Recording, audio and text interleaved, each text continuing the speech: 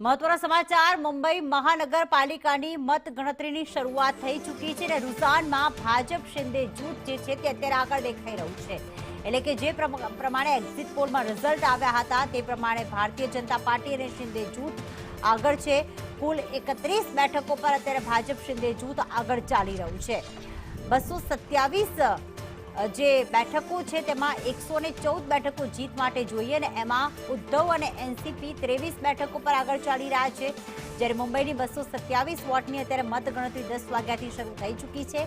મહારાષ્ટ્રના 893 વોર્ડની 2869 બેઠકોના આજરોજ પરિણામ આવશે। 15,931 ઉમેદવારોના ભવિષ્યનો આજે ફેસલો થવા જઈ રહ્યો છે।